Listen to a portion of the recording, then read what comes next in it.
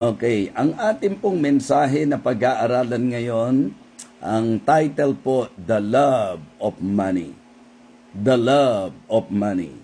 1 Timothy chapter 6. 1 Timothy chapter 6, beginning verse number 6. But godliness with contentment is great gain. For we brought nothing into this world. It is certain that we can carry nothing out. And having food and raiment, let us be therewith content. But they that will be rich fall into temptation and a snare, and into many foolish and hurtful lusts, which drown men in destruction and perdition. For the love of money is the root of all evil, which while some coveted after, they have erred from the faith, and pierced themselves through with many sorrows. Again, our message this morning, the love of money. Let us pray. Dakilang Diyos, aming Ama, salamat po sa ministeryo ng Believers Breakfast. And thank you for your enabling grace, Heavenly Father.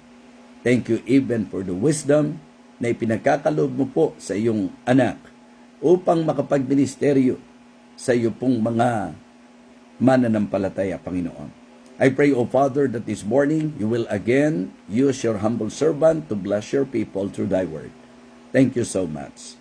Ikaw po ang pinapupurihan namin. Nawa maabot kami sa aming espiritual na pangangailangan, mapalalahanan, masaway, maturuan, at mapagpala, dakilang Diyos. Again, thank you so much sa ministeryong ito. Ito po ang aming panalangin sa pangalan po ng aming Panginoong Jesus. Amen. Amen. So, ang pinaka-key text po natin, for the love of money is the root of all evil. So, the love of money. Liliwanagin na po natin na ang magkaroon po ng pera ay hindi masama. Okay? Ang magtrabaho para magkapera ay hindi masama. We need to be specific. Ang pinag-uusapan po dito ay ang pag-ibig sa salapi. Okay? Because exactly, ang sabi ng talata, for the love of money is the root of all evil. Hindi po ang salapi o pera o ang money ang root ng lahat ng kasamaan, kundi ang pag-ibig sa salapi. So please understand that I am emphasizing this because I do not want na ma-confuse po ang sino man sa atin na para bang ang tingin natin sa pera evil or root of all evil. No, it is the love of money. Yung pag-ibig po sa salapi. The reason why na-consider ko po ang message na ito because yesterday, ang binigyang pansin po namin ay ang halaga na pagtiwalaan mo lang talaga ang Panginoon. At ang talatang ginamit po namin ay talatang babala para sa tinatawag na covetousness, yung pong kasakiman.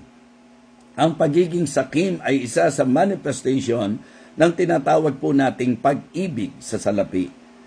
So, ang aking pong mga binasang talata sa inyo, na sinimulan po natin sa verse number 6, ay nagpapaalala na ang sabi po, but godliness with contentment is great gain.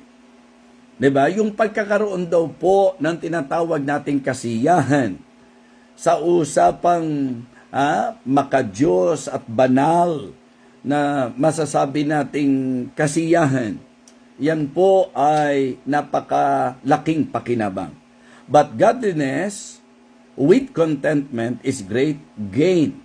Kasi sa totoo lang, ang tao raw po merong pagkain, meron pong dinaramit, dapat matutong makontento, mga kapatid. At yun daw pong nagpapayaman at nagpipilit at nagmamadali sa pagyaman, ito raw po ang nahuhulog sa tukso, mga kapatid, at sa mga kung ano-ano pa. So kaya ngayon po, let me share with you this very timely message. Kasi alam nyo naman yan, yung issue sa gobyerno natin matindi.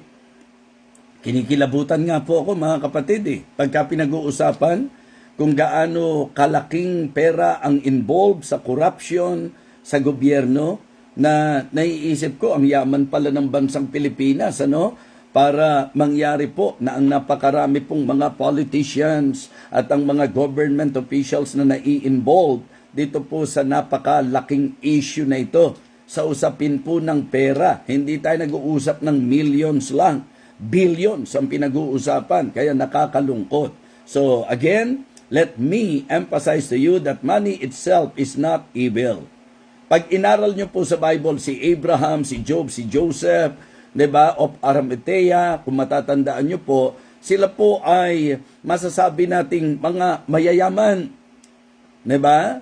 So sila po ay mayroon pong matinding kayamanan.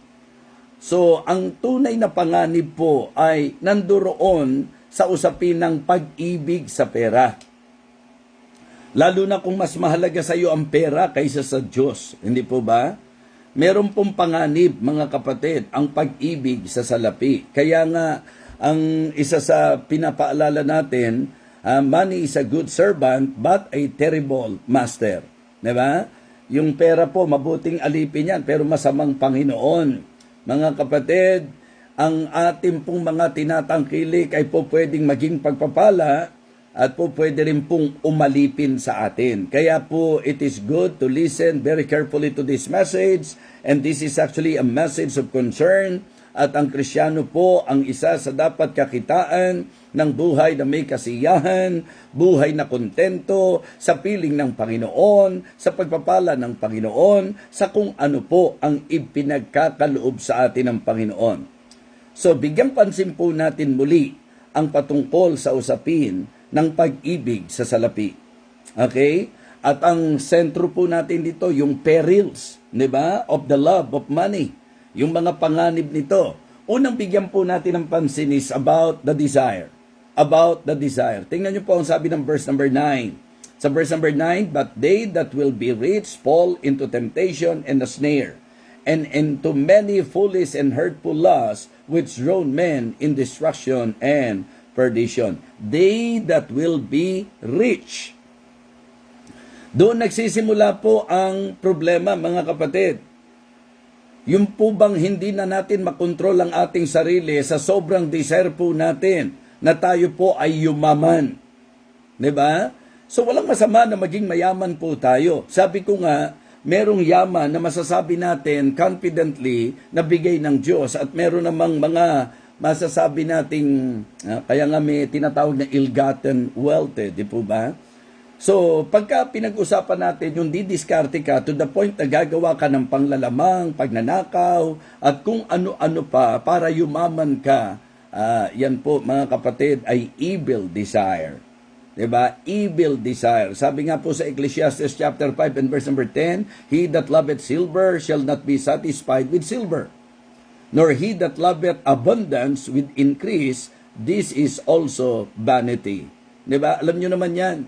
Sa sulat po ni Solomon sa Ecclesiastes, pagka ang buhay mo malayo sa Diyos, walang kwentang lahat ng bagay. Kaya mga kapatid, mga minamahal, nawa mapaalalahanan po tayo ng ating pong pinag-aaralan. We better check our desire, mga kapatid. Ano po ang kinasasabikan natin? Ano po ang lubha o labis nating ninanasa sa buhay?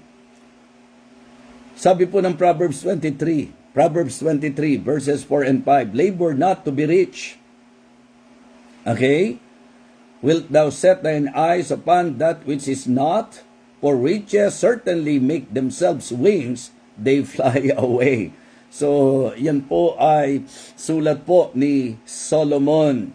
At ang paalala po ng Panginoon mismo, mag-ingat daw po tayo, take heed and beware of covetousness, sapagkat ang buhay daw po ng tao, for a man's life consisteth not in the abundance of the things which he possesseth.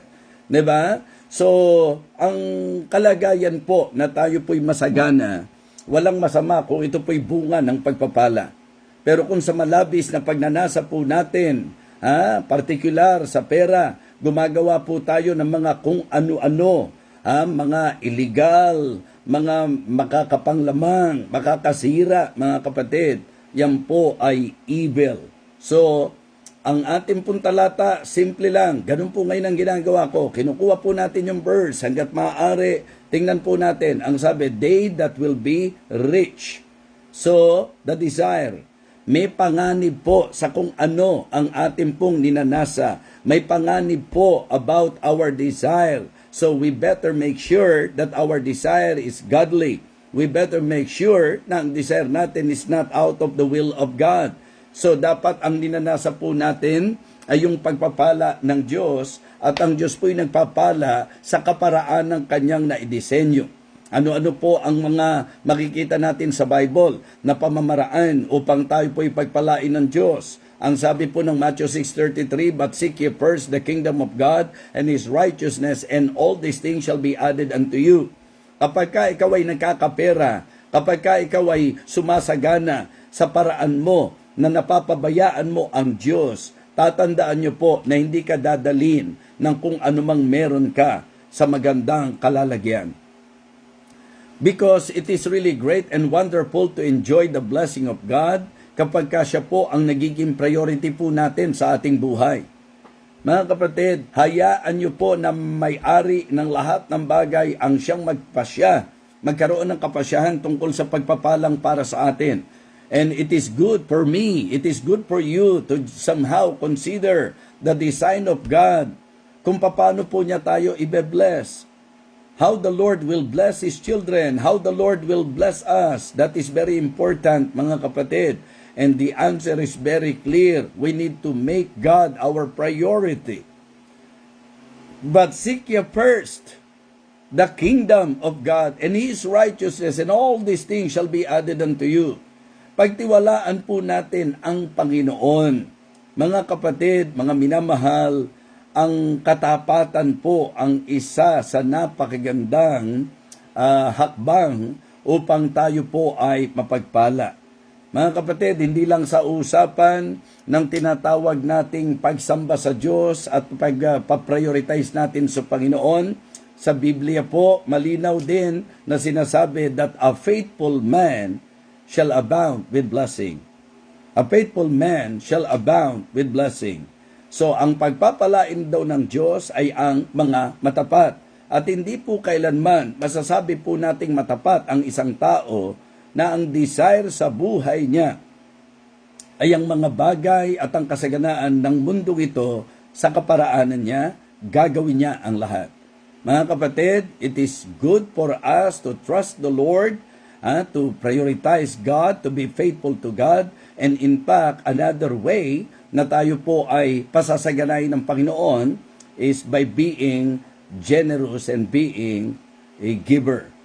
Ang sabi po, give and it shall be given you, good measure, pressed down, shaken together, running over, shall men give into your bosom, for with the same measure that you meet withal, it shall be measured to you again. So, ang unang nakita po natin is about the desire, they that will be rich. Let us consider point number 2, the deception. The deception. Ang sabi, sila po ayon sa talatang 9, verse number 9. But they that will be rich fall into temptation and a snare, and into many foolish and hurtful lusts, which drown men in destruction and perdition. So dito po, ang makikita natin, yung sinasabi po na meron pong sila ang ating pong matinding pagnanasa at ang pag-ibig sa pera. Diba? Sapagkat ang pag-ibig natin sa pera, mga kapatid, ang iniisip natin, magdadala sa atin sa security, pero ito po ang nagiging dahilan upang tayo po ay maging alipin. Hindi po maganda. Mga kapatid, tatandaan nyo po na ang pera mabuting alipin pero hindi magandang Panginoon. Paano po ba? Sa anong kalagayan po ba nagiging Panginoon ng pera? Di ba? Kapag gagawin mo ang lahat alang-alang sa pera. Nasunod-sunuran ka, mga kapatid. Dahil sa pag-ibig mo sa salapi, gagawin mo ang lahat. Yun po ay napaka mapanganib. Sabi nga po ng Matthew 6:24, no man can serve two masters. You cannot serve God and mammon. So mga kapatid, mga minamahal, may daya po at ingatan po natin yan. So, ang linaw-linaw po na sinasabi po sa Bible, may mga pagkakataon po na kapag ka po tayo ay nahuhumaling na o masasabi nating talagang nahook na, yun po yung ating sinesentrohan dito eh. Yung gagawin po natin ang lahat alang-alang sa pera. Hindi ka sasamba, alang-alang sa pera. Uunahin mo yung diskarte mo. Okay? Hindi ka magtatapat sa Diyos dahil nga hinahabol mo ang pera. Gumagawa ka ng lahat ng paraan para sa pangangailangan mo. Samantalang yan ay dapat resulta. Ang probisyon sa ating pangangailangan should be the result of our faithfulness to God or of making God our priority sa ating pong buhay. So yun po yung paalala, mga kapatid. Learn to trust the Lord. Sabi nga niya, yung ibon sa himpapawid, pinakakain ng Panginoon yan. Yung liryo sa parang, dinaramta ng Panginoon yan. Kaya ikaw at ako, lalo na Kristiyano po tayo, anak po tayo ng Diyos. Mabuting ama po siya, willing po siya, more than willing po siya, able po siya, more than able po siya, na isupply ang lahat ng ating pangangailangan. Hindi na natin kailangang maghangad. Hindi na po natin kailangang panggumawa ng ating sariling diskarte. Nakadesenyo na po na ang Diyos ang magpo-provide para po sa atin. It is just that we need to prioritize God in our lives. Yun po, and be faithful to Him. Diba? Be a giver. Yan po ang itinuturo sa atin ng banal na kasulatan. Ang delikado po sa matinding desire at pag-ibig natin sa pera, pansinin niyo po, kadalasan ang laging natatrap ng kaaway, ang lagi pong naiisahan. Okay? Meron ba kayong experience na may magte-text sa inyo at sasabihin nanalo kayo, tapos ikaw naman, yung ideyang nanalo ka, tuwan-tuwa ka na hindi mo inisip, wala ka namang sinalihan. Paano ka nanalo? Eh syempre po, kahit na nga yung iba, alam na po na isa po sa form of scam po yan, pero baka sakali di ba? Kahit alam na, kaya ayun. Ano po ang nangyayari? Nadadali po tayo. So mga kapatid, mga minamahal, mas maganda po na para hindi po tayo madaya. Kasi talagang ang ating pagdanasa na yumaman, ang ating matinding pag-ibig sa pera, yan po mga kapatid ay magdadala sa atin sa kalagayan na tayo po'y madaling madadaya at maiisahan. So we need to be careful.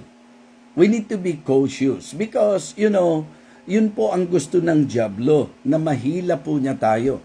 Tatandaan niyo po na ang offer ng diablo, yung kayamanan sa mundong ito, ibibigay niya. Basta tira pa ka lang sa kanya, sasamba ka lang sa kanya. So, yun po ang isang pattern ng devil, mga kapatid. Kung gusto mong yumaman, ihuhook ka ng diablo to the point na gagawin mo kahit masasama, yumaman ka lang. Hindi po ba? Kakilakilabot Isipin niyo po, naghihirap ang bansa po natin. Talagang kung gaano po katindi ang inaabot na trahedya ng ating mga kababayan. At alam po ninyo na marami pong mga pamilya sa atin, walang makain. Tapos itong mga iniluklok mo sa kanilang posisyon, ibinoto mo, iginanti po sa atin. Diba? Nakawin ang kaba ng yaman, ang kaba ng bansa. Diba? So, that is very sad. Anong dahilan? Because of their evil desire. Diba? Because of the desires of their heart. Kung ano po yung, kaya sabi ko, talaga bang kaya pumapasok sa politika para makapagsilbi sa bayan o dahil sa nakakakita po ng mga po pwedeng gayahin katulad ng mga naunang korap, mga kapatid, sa pamahalaan. So, hindi po ako aktivista. Gusto ko lang pong sabihin sa inyo, mga kapatid, na talagang ang Biblia po ay totoo. For the love of money is the root of all evil. Ito po'y usapan ng desire na kapag ka ang iyong pagnanasa ay nakasentro sa pagyaman, sa pera, laging pera, yan po ang po pwedeng magdala sa iyo sa masasabi po nating snare. Yan ang magiging malaking problema mo. So, mga kapatid, may deception po. Kapag kasi Satan nag-offer, huwag kayong maniniwala. na ang talagang concern niya, kapakanan mo. Hindi niya inopera ng bunga si Eva dahil sa concern siya kay Eva.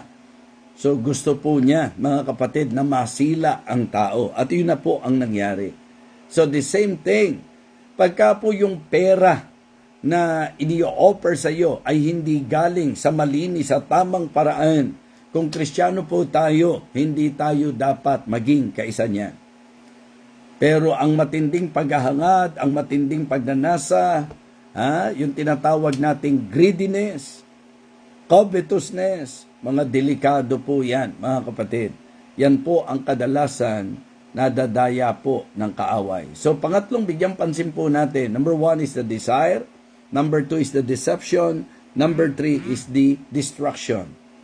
Yes, baka yung iba sa inyo, nahulaan nyo na po yung ikatlong puntos natin. Okay? The destruction. Ang sabi po, which while some coveted after, they have erred from the faith and pierced themselves through with many sorrows. They have erred from the faith. Yun ang kadalasan na nagiging problema. Because of our desire, nadadaya po tayo na ang kalunduan ng lahat, nasisira po tayo, nalalayo po tayo sa Panginoon. Mga kapatid, mga minamahal, ito pong mga paalalang ito ay binigyang pansin sa banal na kasulatan. Na talagang kapag tayo po, sabi nga, siya na nagmamadali sa pagyaman, nalalaglag sa sila ng kaaway. So kaya, importante po na mag-ingat ang bawat isa sa usapan ng pagmamahal sa pera. Sapagkat ito ang magwawasak ng buhay natin. Ito ang sisira po sa atin. Yan po ay masasabi nating problema ng ilang mga tao sa banal na kasulatan. Naalala niyo po ba si Judas? Ang problema po ni Judas, pagka para sa Diyos, may reaksyon. Kasi lagi siyang nag-iinteres sa supot, mga kapatid. Magandang paalala lang po, si Achan, di ba? He lost his family. Si Gehazi, di ba? He lost his health. Si Judas, yung kanyang kaluluwa, dahil po sa matinding paghahangad, sa salapi, mga kapatid, sa kayamanan. So, ngayon, meron po akong gustong bigyang pansin sa inyo dahil baka kala nyo naman negatibo lang ang message natin. Ang ating pong naging concern is to give warning to everyone patungkol sa pagmamahal sa pera. Doon po sa unang bahagi, sinasabi po, but godliness with contentment is great gain. Malaking pakinabang daw po ang kabanalan na may kasapatan at may kasiyahan. So sinentro ko po sa idea ng pag-ibig sa pera, pinakita ko po sa inyo yung perils of the love of money. The perils of the love of money. Yung pong panganib ng pag-ibig sa salapi. Tinalakay natin ang tatlong bagay, the desire, the deception, and the distraction. Kapag ka po hindi natin na-control ang ating desire, na kung saan sobra ang ating paghahangad sa kayamanan, sobra ang paghahangad sa pera, yan po'y ginagamit ng pagkakataon ng dyablo upang dayain po tayo. At ang intensyon ng dyablo, masira ang buhay natin, mawasak ang buhay po natin. So, yun po ay paalala. So, ngayon, kontra po ba ang Biblia na ikaw ay magkapera? Sa Biblia po ba, right away masasabi nating evil kapag ka ang isang Kristiyano ay yumaman o mayaman?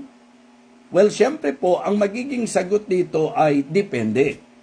Kung ang kayamanan mo galing po sa kung saan-saang kasamaan, kung ang kayamanan mo ay galing sa panglalamang, kung ang kayamanan mo ay galing sa masamang paraan at sa pagnanakaw, aba, mga kapatid, hindi na po siguro mahirap sagutin yan. Na yan po ang sisira sa atin. Diba? Po pwedeng i-enjoy mo for a while, po pwedeng i-enjoy mo siya habang nasa kalagayan ka na areglado lang ang lahat, Pero syempre, pagkagaling sa kasamaan, may buwelta po yan, mga kapatid. Opo, may sila po yan. Kumbaga, padadamahin ka lang. Papainan ka lang dahil sa desire mo. Kaya matuto po tayong mag-control ng ating sarili, matuto po tayong masyahan kung ano po ang provision ng Panginoon, sapagkat kapag ka ikaw ay lagit-lagi nagpadala sa desire ng iyong laman, ng iyong sarili, yan ang magiging dahilan para ikaw ay madaya at ikaw ay masira. So mga Kristiyano, ang tanong po natin ngayon, evil ba kapag ka mayaman ang isang Kristiyano? Masama po ba ng isang mananampalataya ay managana sa kayamanan? Mga kapatid, kung kukunin po natin ang idea sa sinasabi po ng ilang mga talata sa Biblia, klarong makikita po natin na hindi masama. Hindi masama na ang Kristiyano maraming pera. Hindi masama na ang Kristiyano mayaman. Hindi masama na ang Kristiyano managana. Hindi po masama iyan. Kasi sa totoo lang, ang Diyos ang may-ari ng lahat ng bagay. Kaya nga nasa Kanya ang kakayahan upang tayo po'y pangakuan na unahin lang natin siya, magtapat lang tayo sa Kanya, magbigay lang po tayo. Siya po ang magpapala sa atin. Now, ang punto ko po, hindi po lahat ng mayaman masaya. At ang tanong po, bakit po ba may mga tao na kung tutuusin sa kabila ng kanilang kasaganaan, hindi po sila masaya? Ang isang posibleng dahilan, dahil may sila ang kanilang kayamanan. So meron pong masasabi po nating hindi magandang dulot sa puso at isipan. Kasi alam nyo po, pagka ang tao gumagawa ng kasamaan, pagka nag-iisa na lang yan, alam nyo po, it seems enjoyable while they are doing that. While they are doing it. Pero kapag ka po dumating sa point na nag-iisa na po ang tao, mga kapatid, for sure, usapang konsensya, lalo na po sa Kristiyanong konteksto, usapang banal na spiritu, tinitiyak ko po, babagabagin ka niyan. Kaya nga, ang kakailanganin mo, marami kang kasama. Dahil pagka nag-iisa ka lang, uusigin ka ng iyong konsensya at babagabagin ka ng banal na spiritu. Bakit hindi po natin i-enjoy ang blessing ng Panginoon sa paraan ng Panginoon? Diba? Kasi pag pinag-usapan po natin ang blessing, hindi naman pera lang po ang usapin ng blessing. Isa lang po ang pera sa usapan ng pagpapala. Pero we cannot deny the fact na pagpapala rin po yan. Material na bagay, financial, mga kapatid. And it is really great and wonderful every time that we experience the blessing of God. Talagang napakaganda po. Kasi nga, ang sabi po ng Bible, the blessing of the Lord, it maketh rich. And He added no sorrow with it. So gusto ko po, nakunin natin yung idea na ang blessing daw po ng Panginoon nagpapayaman. So wag niyo po akong pagkamalian. Again, malinaw po sa akin na sa usapang kasaganaan, sa usapang pagpapala, hindi puro pera ang pinag-uusapan dyan. Pero maganda po na maintindihan po natin na bilang Kristiyano, di ba, medyo tayong matuwid na kapag ka nagtatapat ang kanyang anak, pagpapalain po niya. Kapag ka masunurin ng kanyang anak, pagpapalain po niya. Yun po lagi Lagi ko pong binabanggit yan Na dalawang bahagi lang Pagsunod, sa pagsunod, pagpapala. Sa pagsuway, sumpa. Kaya huwag kang magtaka kapag ka ang isang Kristiyano na masunurin sa Diyos, pinayayaman ng Panginoon, pinagpapala ng Panginoon. At alam nyo, hindi po mahinang klase ang Diyos. Basta ikaw, unahin mo lang siya, magpakatapat ka sa Kanya, maging mapagbigay ka. Ang pangako ng Diyos, pagpapalain ka. Hindi mahinang klase ang Panginoon para mahatlangan ang pagpapalang para sa iyo. Ang sabi po ng Bible, the blessing of the Lord, it maketh rich, and He addeth no sorrow with it. Hindi lahat ng mayaman masaya, pero ang lahat ng pinagpala ng Diyos, ang isa sa resulta, masaya. Amen po ba? Kahit simpleng bagay, kahit simpleng pagpapala, nagpapasaya po yan, mga kapatid. Nagbibigay kagalakan po yan.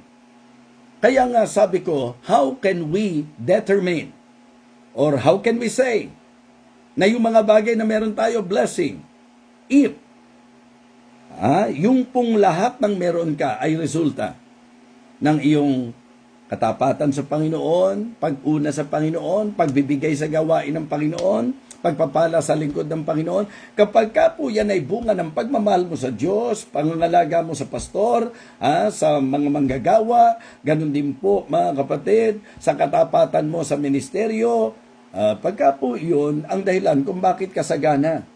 Kaya nga sabi ko po sa inyo, may yaman na bunga ng diskarte, pero may yamang bunga ng pagpapala ng Panginoon. Yes, bunga ng iyong pagsunod sa Panginoon. Hindi sisira ang Diyos sa kanyang pangako na pagpapalain niya talaga ang bawat kumikilala sa kanya. Mga kapatid, mga Kristiyano, alam niyo po, may paraan ang Diyos para tayo yumaman. So kaya kailangan po makalaya tayo sa maling desire, tayo po ay maiiwas sa deception, lalo na po sa distraction. Kaya siguro magandang talakayin po natin the deliverance. The desire, they that will be rich. Yun po yung sabi, di ba?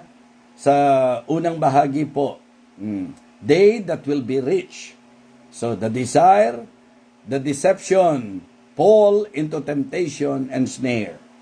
Okay, the destruction, ang sabi po mga kapatid, which while some coveted after they have erred from the faith. Yan ang destruction mga kapatid. And pierced themselves through with many sorrows. Yan po ang pagkawasak at pagkasira. Okay, ngayon po, pinag-usapan natin, pinag-aralan natin na may paraan ng Diyos para pagpalain tayo. Kaya hindi tayo dapat greedy, hindi tayo dapat covetous mga kapatid. Dapat po tayo po yung Kristiyano na may kabanalan, na may kasiyahan. Yun po ang talagang malaking pakinabang. So it is good to somehow learn and understand, matuklasan po natin yung pong deliverance. Nakita natin the desire, the deception, the destruction, this time the deliverance. Ang sabi po, but godliness with contentment is great gain. Kumbaga, ang antidote sa greed, mga kapatid, ay ang gratitude at ang godliness. Bakit ito gratitude? Kasi ang taong may kasiyahan, thankful. Kaya nga, ang payo ko po, ang turo po natin sa mga mananampalataya, learn to thank the Lord first. Sa lahat ng meron po tayo, bago tayo mag-expect ng kung ano-ano. Huwag niyong asahan na pagpapalain ng Diyos ang mga ingratong Kristiyano.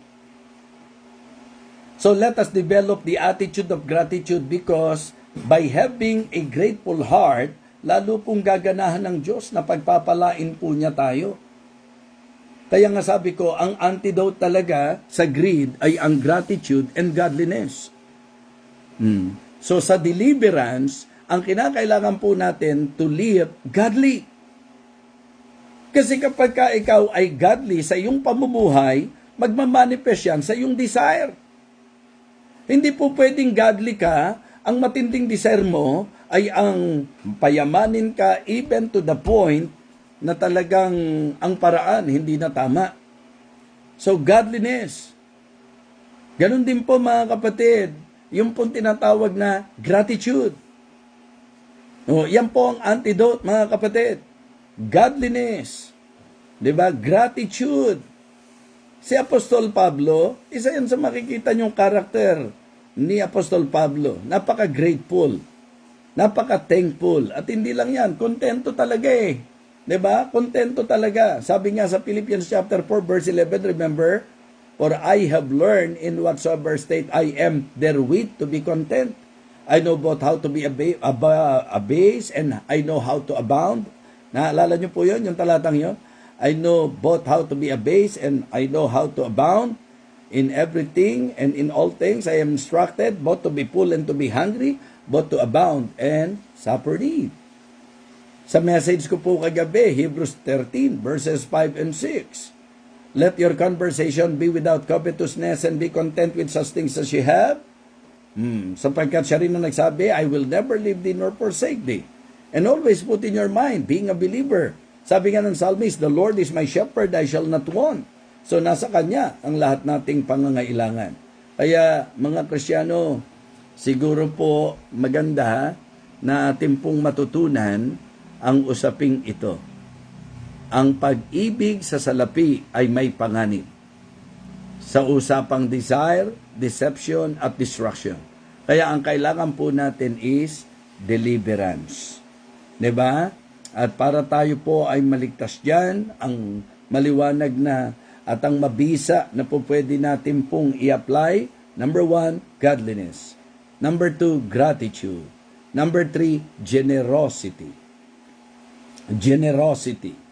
Yung pagiging mapagbigay. 'Di ba? Yun din naman ang problema ng mga hindi giver eh. Sobrang pag-ibig sa pera, ayaw bitawan. Kahit na para sa gawain ng Diyos, ayaw bitawan. Mga kapatid, mga minamahal, ito hindi ko alam eh. Pero tutuwa lang ako kasi po, last year, yung anak ko dapat may job na po siya. Pero dahil kagagraduate pa lang niya, sabi ko sa kanya, na siguro maganda sama ka muna sa akin para ma-enjoy muna namin yung first year ng pag-graduate po niya, makasama ko po siya. So, sa madaling sabi, to cut this long story short, sinama ko muna po siya.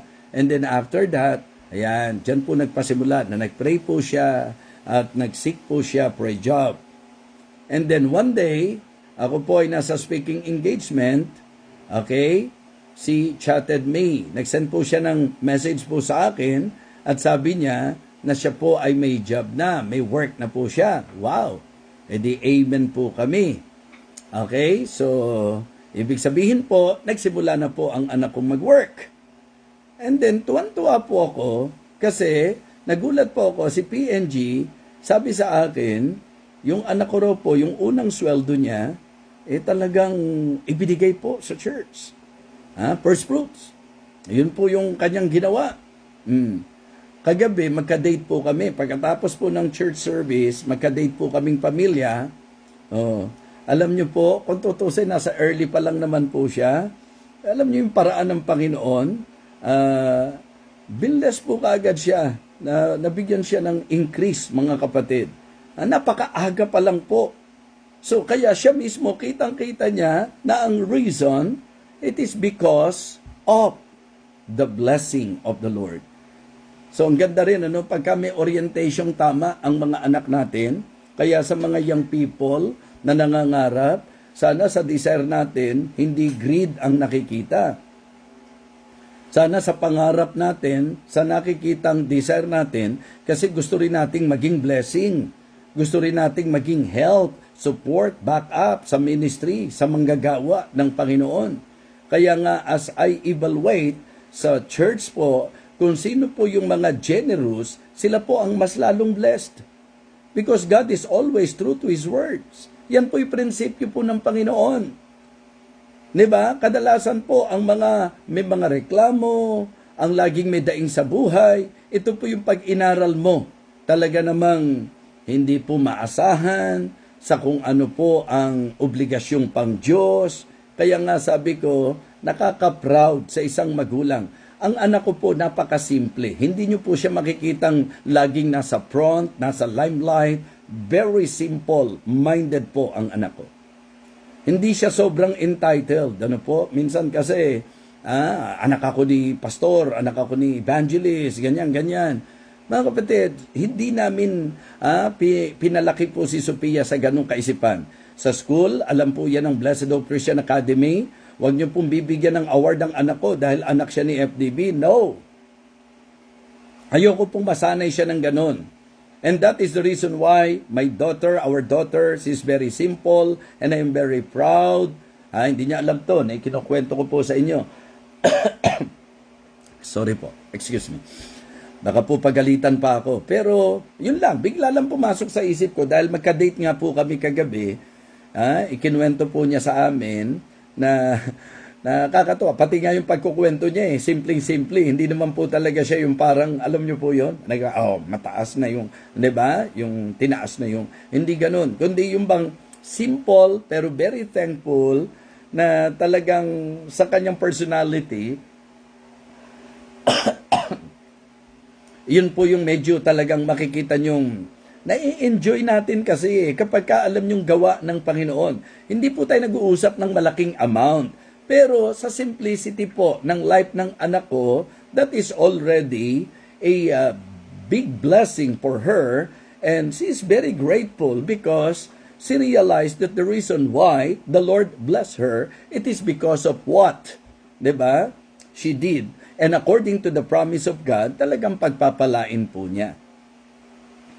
Kaya kung ikaw yung Kristiyano na hindi mo magawang unahin ang Diyos sa buhay mo, wala kang karapatang mag-expect na pagpapalain ka. At kung sakaling ikaw yung nagsasabing Kristiyano, tapos ang takbo ng kalooban mo, ganito, yung sinasabi mong, ba't ganon? Diba? Kahit naman di ko inuuna ang Diyos, ba't masagana pa rin kami? Aba, matakot ka. Kasi sabi po sa Bible, si Satan nag-o-offer na kahit hindi mo intindihin ng Diyos, basta sambahin mo lang siya, siya ang sundin mo, willing din naman siya na ibigay niya sa iyo. Yung maraming bagay. Kaya, yun po, ibang-iba yung joy ng blessing ng Panginoon para ma-deliver po tayo. Diba? Yan din po ang way para talaga ma-deliver po tayo sa tinatawag nating sobrang pag-ibig sa salapi. The love of money is the root of all evil. Nakita natin yung perils, mga kapatid, the desire, the deception, the destruction, and the deliverance. And if you really want to enjoy the blessing of God, na hindi ikaw yung katulad ng inilarawan na mapag-ibig sa salapi, masyado pong greedy, mga kapatid, mas maganda pong i-enjoy natin yung blessing ng Panginoon sa pamagitan ng pagsunod sa kanyang disenyo, sa kanyang instruction. But seek ye first the kingdom of God and His righteousness, and all these things shall be added unto you. Ito po ay pumapatungkol sa mga araw-araw na pangangailangan natin. Okay? Ang sabi po, a faithful man shall abound with blessing. So lahat ng aspeto ng buhay, may pagpapala. Usapang pamilya, usapang spiritual, usapang material, usapang pinansyal. A faithful man shall abound with blessing. Hindi lang pagpapala, mananagana sa pagpapala. And then, give, and it shall be given you, good measure, pressed down, shaken together, running over, shall men give into your bosom, for with the same measure that you meet withal, it shall be measured to you again. And then Proverbs 3, 9, and 10. Honor the Lord with thy substance, and with the first fruits of all thine increase, so shall thy barns be filled with plenty, and thy presses shall burst out with new wine. Kapatid, ang ating pong tinalakay ay magandang paalala, magandang babala, at magandang hamon sa bawat isa. I hope na tayo po'y muling napagpala. Ingat po tayo na tayo po'y masila ng kaaway sa sobrang tindi ng pagnanasa sa salapi o sa kayamanan, to the point na tayo po'y nahuhulog at nadadaya, nasisila ng kaaway, at sa kalunduan ng lahat, nasisira ang ating buhay. Kung gusto po nating makawala, kung gusto po nating makalaya, kung gusto po nating ma-deliver po tayo dyan, magsimula na po tayo na ang maging practice natin at ang maging gawi po natin ay ang godliness, gratefulness, and generosity. Sapagkat yan po ang gamot, mga kapatid. Be godly, be grateful, and be generous. Let us pray. Lord, thank you po sa pagpapala mo sa amin sa pamagitan po ng mensahe. Lagi po kaming masaya na mapag-aralan ang iyong salita. Nawa ang mensaheng ito ay nagbigay babala sa bawat isa po sa amin. Nanawa dakilang Diyos, makakitaan kami ng buhay na nasisiyahan kung ano po ang iyong pagpapala sa amin. And may we learn to obey you, Heavenly Father, para po patuloy naming ma-enjoy ang pagpapala mo ayon sa iyong pangako. Again, thank you so much. May you continue to bless each and every one of us, and also the ministry of Believers Breakfast. Panginoon, may you continue to bless me and use me for your honor and for your glory, Heavenly Father. Again, pinupuri ka namin, pinasasalamatan, ingatan at pagpalain mo po kaming lahat, o aming Ama. Ito po ang aming panalangin sa pangalan po ng aming Panginoong Jesus. Amen.